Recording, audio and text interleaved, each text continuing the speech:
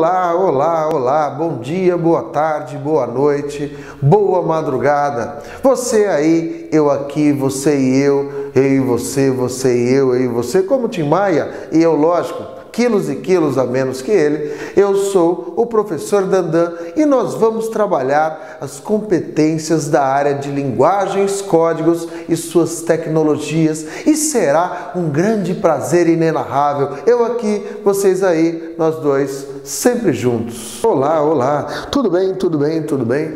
Que prazer inenarrável estar com vocês de novo, e a gente continua agora, certo? Falando, em mais uma aula sobre arte, A gente continua falando mais um momento, dando continuidade, continuação, diríamos assim, à nossa arte, que é a arte, diríamos aqui, a nossa arte, os nossos momentos, os nossos movimentos, algumas histórias, algumas relações históricas, o período ali. Então a gente falou da nossa arte lá da pré-história, da nossa arte antiga lá, tudo bem? E a gente chega onde? A gente vai chegar aí a gente falou da arte medieval e agora a gente fala sobre o quê? A gente vai falar um pouco, pincelar dentro dessa questão, dentro dessa relação, vai falar sobre a arte moderna, ou seja, o período moderno.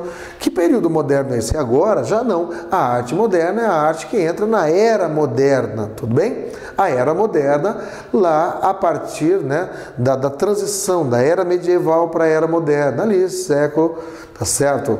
Do 14 para o 15, na verdade, 14 para o 15, 16, até o século 17, a gente acaba chegando nisso, nessa era moderna, para que depois, a gente vai entrar nessa questão da moderna, aí desse primeiro momento, aí depois do século XVIII, continua aí moderna, até a gente chegar à nossa arte contemporânea, tudo bem, gente? Nessas expressões todas aqui. Então, olha só, pincelamos, mostramos imagens, fizemos relações com até a arte gótica, que começa lá e depois ela é retomada pelo barroco, por algumas relações. A gente tem também o Renascimento. O Renascimento é o que, gente? Renascimento é um momento que vai surgir ali por volta de 1200 e pouco, 1300, lá na Itália. E o que é esse Renascimento? É a retomada dos ideais clássicos, Ou seja, é o renascimento dos ideais, é o renascimento da arte clássica. Tudo bem? Esse renascimento da arte clássica, esse renascimento e essa retomada que a gente acaba tendo, tá certo? Daqueles ideais greco-romanos que foram suprimidos pelo Império Romano e pela Igreja Católica, a religião oficial do Estado, durante muito tempo, aquilo que nós chamamos lá de longa noite de 1000 anos, a tal da Idade Média, tudo bem? Então a gente tem essa retomada, que é o Renascimento, que é uma arte plural, Como assim uma arte plural? Eu tenho escultura, eu tenho arquitetura, eu tenho música, eu vou ter neste momento, pintura, eu tenho literatura, eu tenho uma arte, tá certo? Que é mágica, ou seja, que é grandiosa e que a gente retoma aquelas ideias do mundo clássico, perfeição estética, formal, uso da razão, universalismo, tá certo? A gente vai aí tratar, das questões que são grandiosas. Tudo bem? Eu tenho o culto ao belo novamente, Então a gente volta a todo aquele ideário do mundo greco-romano. Eu estou retomando, aquele mundo. E é aqui que a gente tem aquilo que a gente brinca e chama, do que, gente? De a arte das tartarugas ninja. Por quê? A arte das tartarugas ninja. Porque a gente tem lá Rafael, Donatello, Michelangelo, tudo bem? Participando, Leonardo da Vinci participando desse momento. A gente tem histórias, e relações absolutamente fantásticas nesse período. A gente tem o homem vitruviano do Da Vinci, acho que todo mundo já viu, o homem na roda, a ideia do que? Agora eu tenho uma visão antropocêntrica e não mais, a gente percebe que a arte medieval, a românica e a gótica é igreja, certo? Imagens religiosas. E agora? Agora a gente sai daquela relação teocentrista e vem para a relação antropocentrista. Então eu tenho lá O homem à medida de todas as coisas. Aquela ideia que a gente vai ter, que é a ideia de quem, gente? A ideia desse período, né? Ou seja, dessa era moderna, dessa grande transição. O homem em busca de riqueza, poder, né? A gente tem aí as novas terras, as embarcações, né? Esse período todo, e este homem está aí. Tudo bem? O homem à medida de todas as coisas, aquela frase do Protágoras, né? O nosso sofista grego lá, panton metron anthropos. Tudo bem? Então nisso, gente, diante dessa condição, né? Diante dessa relação, o que a gente acaba tendo, né? Qual é a expressão, qual é a relação que a gente tem, certo, com tudo isso? A expressão que a gente tem agora, né, neste momento, com tudo isso, é a seguinte: esse renascimento, ele proporciona, né, obras absurdamente fantásticas. Essa, a gente vai ter Davi do Michelangelo. Davi do Michelangelo é absurdamente lindo, né, gente? Né? Em que sentido aquilo é absurdamente lindo? É perfeito, né? É a expressão máxima da perfeição, né? O homem faz aquilo de uma maneira absurdamente fantástica, tudo bem? E tanto que era considerada uma estátua perfeita, né? A gente vai mostrar já já, mas essa estátua ela era simétrica, né? Ou seja, a parte esquerda era exatamente igual à parte direita. Sendo assim, Da Vinci vai dizer que a obra de Michelangelo não é perfeita, ela é semi-perfeita. Por que ela vai ser semi-perfeita, gente? Porque ela é simétrica. E o Da Vinci, para fazer as suas obras, ele não fazia isso só olhando o homem de longe. Ele estudava e via cadáveres. E ele percebia que o cadáver ele era assimétrico, ou seja, ele percebia que o cadáver ele tinha, né, uma parte, um braço, uma perna, certo? Uma parte do corpo dele era, certo? É diferente da outra. Então, se a arte é mímesis, é imitação da natureza, ela tem que fazer o quê? Imitar o ser humano na sua imperfeição, né? Uma parte do rosto é diferente da outra, um olho mais fechado, uma orelha é diferente da outra, tudo bem? A gente tem um braço, uma perna, toda uma parte do corpo acaba sendo diferente da outra. Então ele dizia que teria de ser diferente, logo aquela estátua, ela não era perfeita, mas semi-perfeita, tudo bem? Ele vai dizer justamente isso. Isso causa uma grande celeuma, isso causa um grande problema entre eles, e nessa grande celeuma e nesse grande problema, o que é que vai acontecer, gente? Certo lá, mas isso depois acaba, né, não tendo nenhum problema aí, que para nós aqui não interessa, certo? Mas eu tenho essa obra grandiosa, eu tenho o Pietà, né, também lá do Michelangelo, né, Da Vinci também, obras fantásticas, a Capela Sistina, né, sendo pintada ali, é algo absurdo, porém não pode tirar foto, né, dentro daquele lugar. Então a gente tem uma arte que busca essa questão da perfeição, que tem imagens lindas, né, imagens ótimas, que eu uso a razão, né, que são fantásticas. Vamos dar uma olhada em algumas imagens para a gente ver isso, gente. Certo. Olha só, renascimento. Tudo bem? Aqui tem coisas absurdamente lindas, né, gente? Lindas. Olha só, certo? Olha aí para cá, a Virgem. Tá vendo aí o menino de Da Vinci, Museu Hermitage, certo? Século XV. Tudo bem? Olha só, vamos lá. Vamos ver se isso carrega. Isso.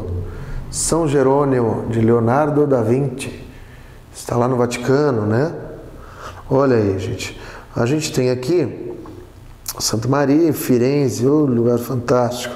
Olha só, a gente tem aqui dentro do Vaticano, né? Michelangelo. Então vou ver algumas expressões. Olha só, Piedade, né? De Michelangelo, isso, vem para cá, ó. Tá lá em Firenze, né? Florença, para nós brasileiros, Florença. Tudo bem, gente? Então, diante disso, deixa eu fechar aqui para a gente, tem bastantes imagens, né? Ou seja, tem muitas imagens aqui, a gente não precisa ver todas, tudo bem? Olha, a minha cara fica gigante, né? Desse tamanho todo.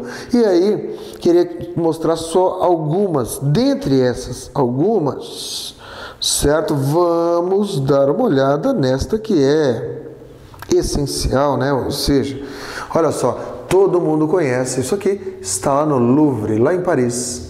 Tudo bem, gente? Certo? Olha só, Mona Lisa. Tudo bem? O Sorriso de Mona Lisa, de Leonardo da Vinci. Tudo bem? Então a gente tem essas expressões, né? Essas relações aqui. A gente tem Adão e Eva, né? A criação do mundo lá no Museu do Vaticano, mas aqui a gente acaba não tendo essas referências. Tudo bem? Então olha só, gente. Então a gente tem essas imagens, né? Essas relações aqui que são, né? Estão lá aonde, certo? Lá no Vaticano, né? Lá no Museu do Vaticano. Olha só, gente. Isso aqui, na verdade, isso aqui não está no Vaticano. Olha eu, na verdade, a ideia não é que eu seja o primeiro plano. O primeiro plano, deixa eu sair, eu feio sair daqui. É lá, ó, certo? O que acontece? Ali eu tenho, né, no Museu do Vaticano, a Vênus de Milo, né? E eu aí, né, Vênus de nada. Tudo bem, gente? Neste período, nesse aqui. E a gente tem essa aqui que todos vocês conhecem. Está lá no Louvre, né? Lá em Paris. Tudo bem? Olha só, a tiazinha lá. Que tiazinha, gente? Esse quadro é um quadro pequeno, né? O Museu do Vaticano, o Museu do Louvre, ele tem essa particularidade, né? Tem uma sala grande só para esse quadro de 1 metro, né? Mais ou menos, e fica sempre lotado, sempre cheio. O Museu do Louvre, o que ele carrega nele? Ele tem obras e obras, você cansa de andar lá. E dizem, né? Que se você andar, fica 30 segundos em frente a cada obra, a cada estátua, a cada escultura, a cada quadro, você ficaria 33 dias lá. Né? Uma coisa absurda, né? Uma coisa, um acúmulo, né? de quadros gigantesco. Tudo bem, gente? De quadros, de escultura e de todas as expressões que a gente acaba tendo ali. Temos outros, né? Outros quadros aqui extremamente interessantes, né? Mas deixemos de lado aqui neste nosso momento, tudo bem? Palas Atena, né? Temos outras coisas também, mas olha só, gente. Então, diante dessa condição, né? Aqui a gente tem isso, que é o nosso renascimento. A gente tem uma arte. Sai daí. A gente tem uma arte ainda que é o maneirismo, mas não é uma arte tão bem trabalhada. E a gente saindo desse nosso renascimento, indo para um outro momento, né, que é um momento, diríamos assim, grandioso também, a gente tem o barroco, né, a nossa arte barroca. Olha só, enquanto o renascimento, ele tem uma condição que é qual, gente? A condição do renascimento é a busca da perfeição, né? A condição do renascimento é o que, gente? Nessa condição do renascimento, é lá buscar a perfeição estética, formal, tá certo? O equilíbrio, a simetria, a perfeição e a beleza. E essa beleza, essa simetria, esse equilíbrio, tudo isso está presente onde, gente? Tudo isso está presente lá, né? Naquelas obras que tem essa representação completa, né? Da natureza, da realidade e de tudo mais aqui. O barroco, né? Ele é uma arte que impera lá no século XVII, né? O chamado seiscentismo, muitas vezes, tudo bem? Em função do seu alto poder, né, de atuação lá no século XVII, de 1601 a 1700. Então, esse barroco, ele vem e rompe com tudo. Como assim ele rompe, gente? Ele rompe com a ideia do equilíbrio, com a ideia da simetria, com a ideia da perfeição, certo? Com a ideia do belo.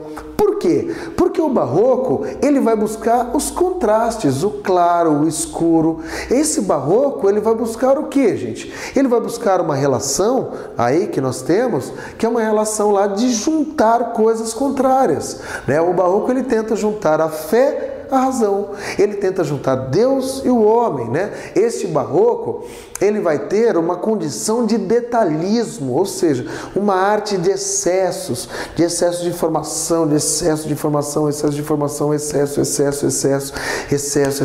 É isso que ele vai fazer, certo? Neste nosso momento. Esse detalhismo dele, tá certo? Torna-o que, gente? Desequilibrado. Por que desequilibrado? Porque eu não tenho equilíbrio. Para ter equilíbrio, eu não posso ter excesso. E o barroco é a arte do excesso, do detalhismo. E logo ele faz com que essa arte seja o quê? A arte barroca, ela acaba sendo totalmente desequilibrada, né? Essa arte barroca, ela rompe, certo, gente? Com o que, gente? Rompe com tudo aquilo que a gente tinha no nosso classicismo, né? Ou seja, no nosso renascimento, lá no século XIV, no século XV, XIV, né? No século XVI, na passagem do XIV para o XV, né? Então, ele acaba rompendo, ele acaba tendo tudo isso e ele vem com uma arte que valoriza o imperfeito, o desequilíbrio, o defeito, certo? E o excesso de formação. É isso que este nosso barroco acaba tendo, tudo bem, gente? Certos? Então vamos dar uma olhada também, certo? Em algumas imagens barrocas, certos? Então olha só, vamos, imagens barrocas. Olha só. Então a gente tem aqui, certos? Olha aí. Então vamos ver lá o barroco, né? Que o barroco vamos ver quais imagens a gente tem aqui, né? O barroco é fantástico, né? Rubens, uma imagem, olha aqui, de Rubens, tudo bem? Então ele vai contra, você percebe? Eu tenho mais excesso, eu não tenho a simetria, né? Eu não tenho aquela coisa limpa que eu tenho na arte, certo, renascentista, né? Então a gente rompe um pouco com isso, né? Rubens ainda, isso aqui está no Louvre, tudo bem? Certo? Olha só, gente. Opa, vai lá, filho. Isso, pode ir, sem medo de ser feliz.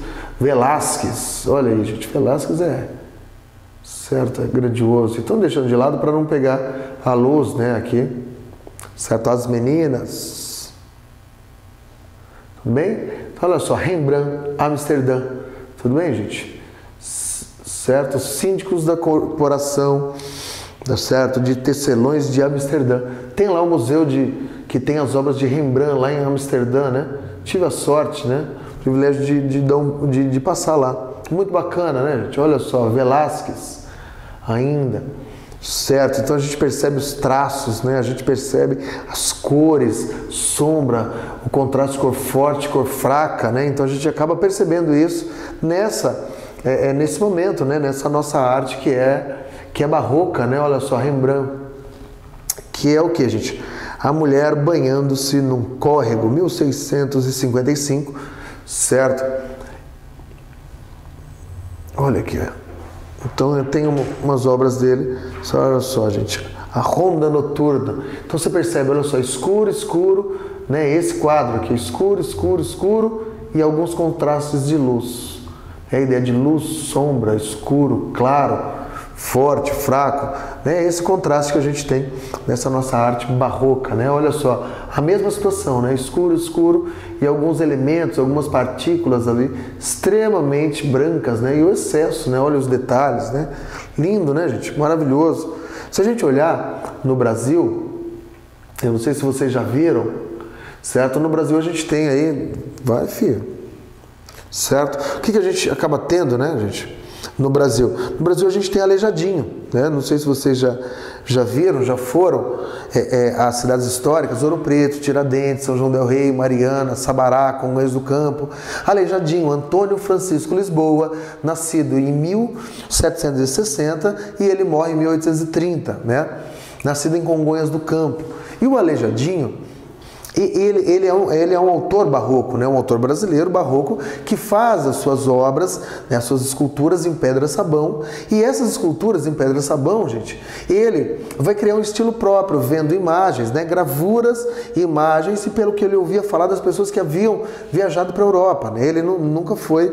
Então ele começa a produzir as suas obras com excesso de detalhes, com uma riqueza, tá certo? De detalhes e pormenores, uma grandiosidade absurdamente fantástica, certo? O nosso Aleijadinho, tanto que a gente vai para Ouro Preto, tem o Museu do Aleijadinho, né? Ali para baixo, né? À direita lá do nosso Museu dos Inconfidentes, né? Então você tem aí a cidade dele, Congonhas do Campo, tem a igreja onde ele fez, né? Os 12 apóstolos em frente à igreja. Aleijadinho, ele é fantástico, e ele é um escultor, né? Ele é um homem deste período, né? Ou seja, do período barroco aí, e extremamente interessante, tudo bem, gente? Este nosso Aleijadinho, né?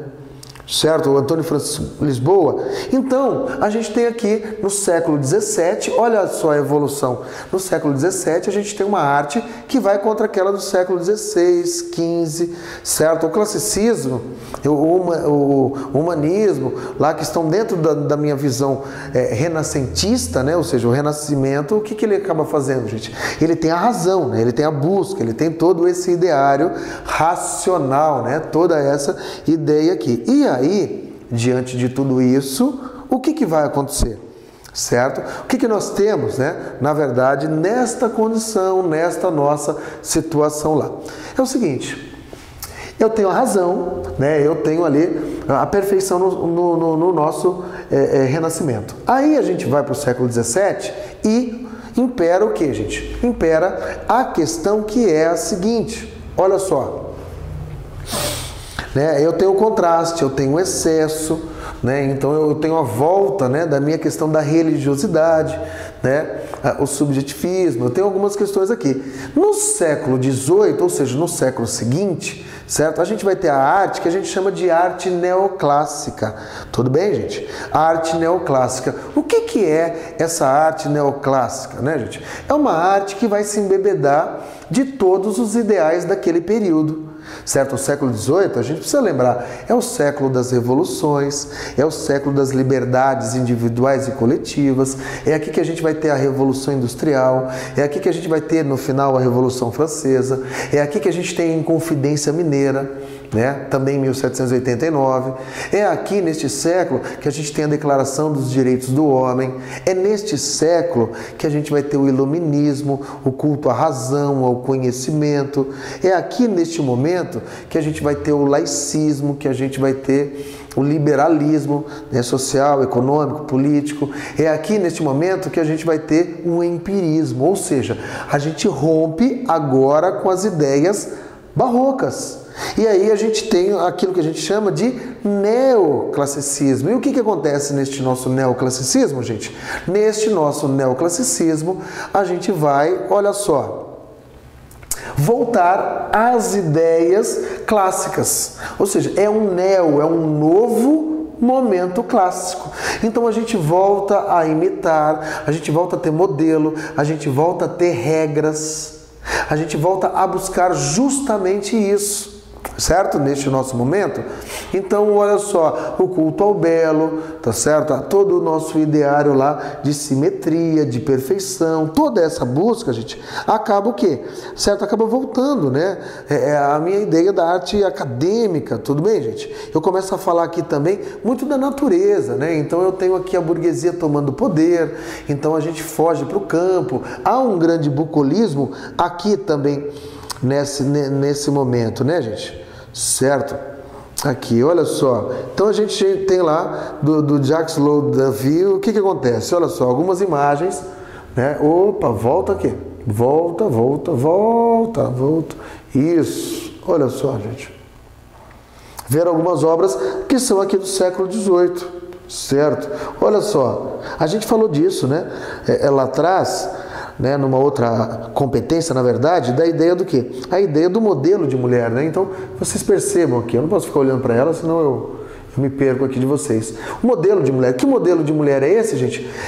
Era antes, né, mais cheinha, né? A mulher com carnes, né? Tudo. A diferença que a gente tem para os dias atuais, né? Então, olha só, isso, olha aí. Vamos lá? Mais algum? Não, né? Então, olha aí o que acontece, certo?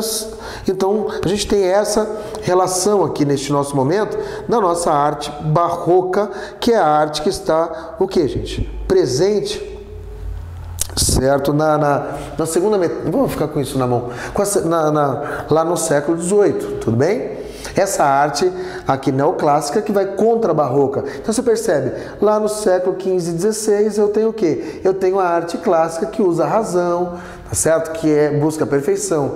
No XVII eu já vou para a imperfeição, eu já volto lá, né, com as minhas relações, que são relações, o que, gente? Relações ali de contradição, de excesso, tá certo? Não de uma arte pessoal, mas uma arte que tem aquela volta às ideias religiosas, tudo bem? Que é o meu barroco, tudo bem?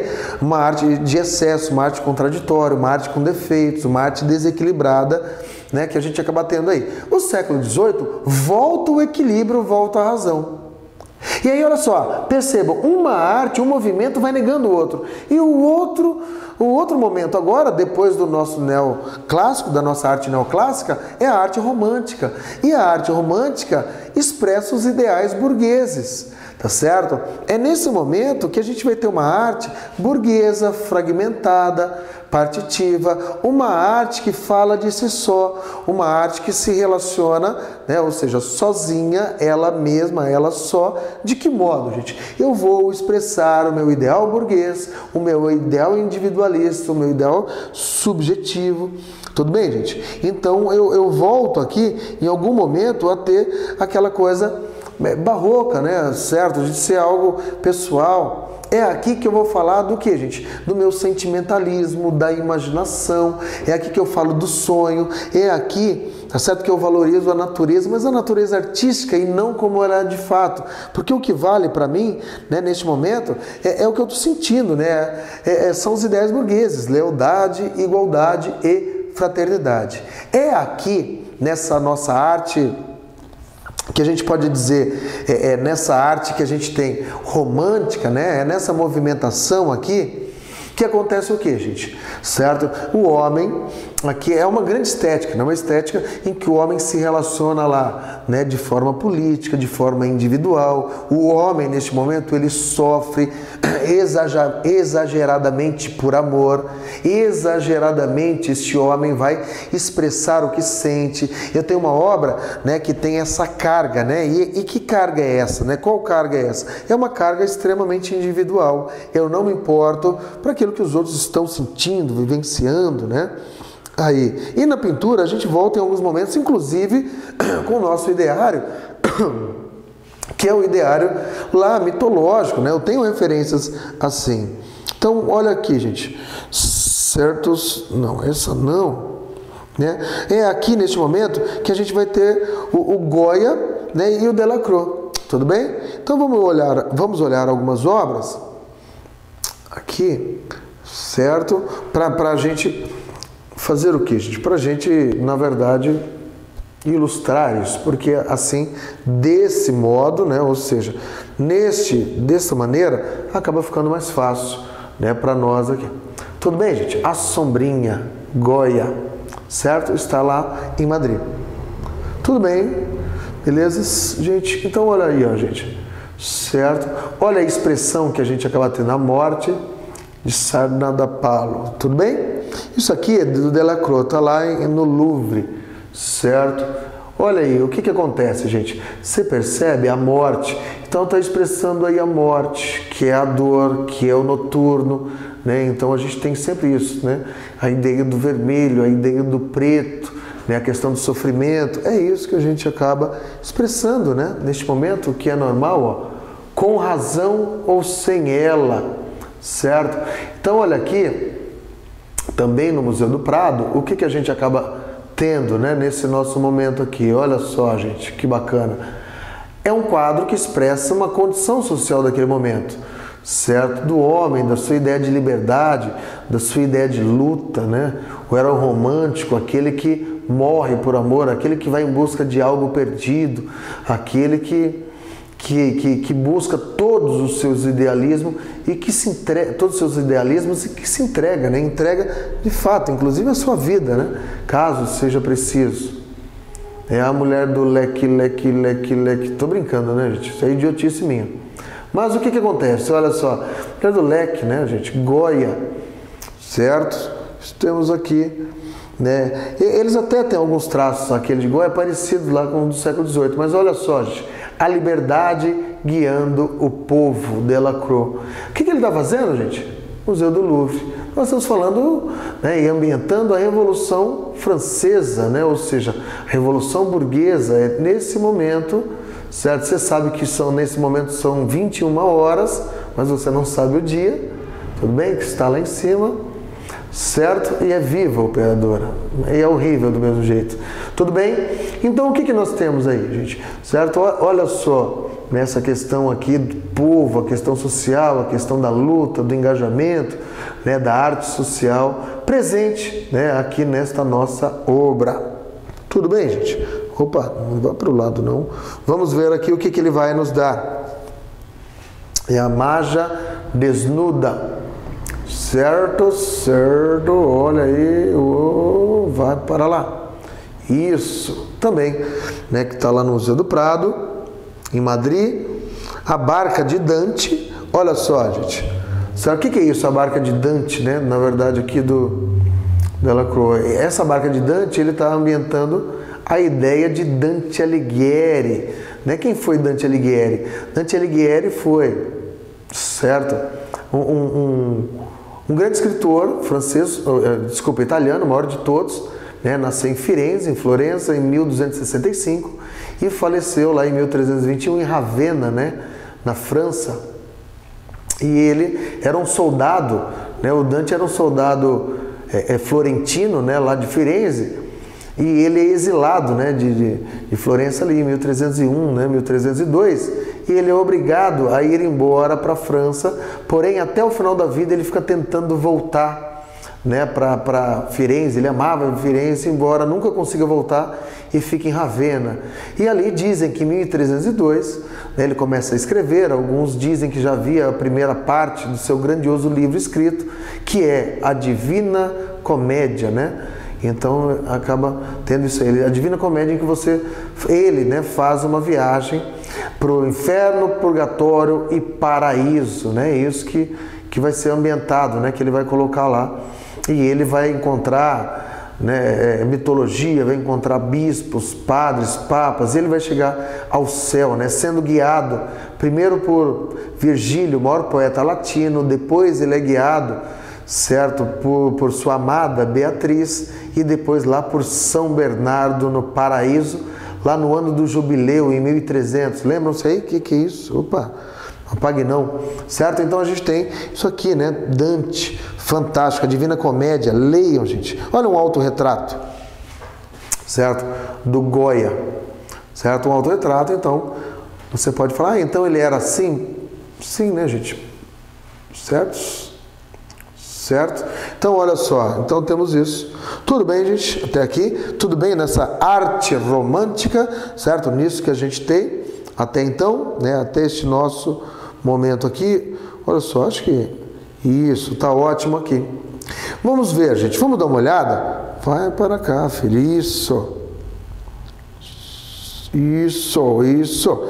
Certo? Olha só, a gente fala agora, a gente tem uma relação, né, neste nosso momento, da segunda metade do século XIX. Então a gente falou do quê? A gente falou da primeira metade do século XIX. E o que nós temos aí na primeira metade do século XIX? Nós vamos ter o seguinte, certo? O que é isso, né? Esse seguinte, né? Essa condição toda aqui.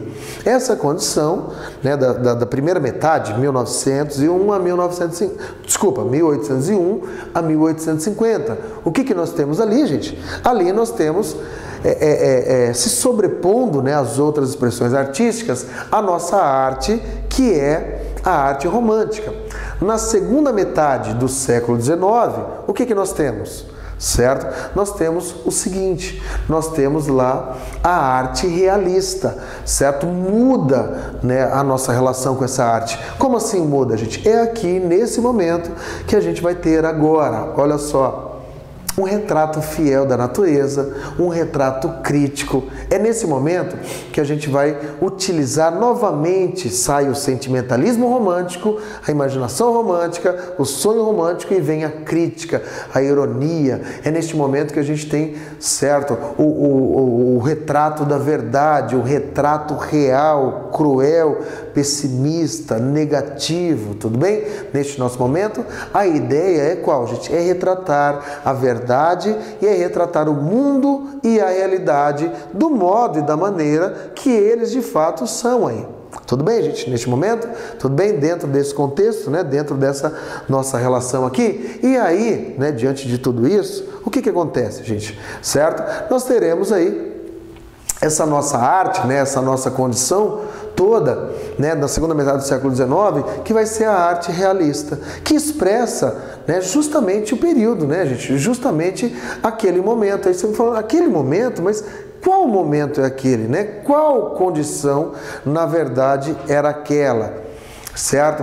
É ali cientificismo, biologicismo, tá certo? A gente vai ter ali mecanicismo. Então eu vejo tudo como se fosse uma imagem, eu vejo tudo como se fosse, né, um órgão, as suas organelas, como se fosse ciência. O homem tenta descobrir a natureza, o homem se faz, e o artista também se faz de cientista, né? Então ele quer ter uma relação que é uma relação totalmente, né, diferente daquela, não de imaginar o mundo, mas de expressar o mundo do modo e da maneira que ele de fato é, do modo e da maneira que ele de fato vê este mundo. Tudo bem, gente? Dentro dessa condição aqui, olha só. E aí, dentro desse contexto, a gente vai ter, né, na arte, né, dentro dessa expressão, a gente tem o que, gente? A gente tem Méliès, a gente tem Courbet, certo? Que são artistas realistas que expressam, né, que tem essa carga, né, essa coisa do escuro, do claro, tudo mais, mas é expressar a realidade, é expressar o mundo agora de um modo mais próximo como ele é, sem imaginá-lo.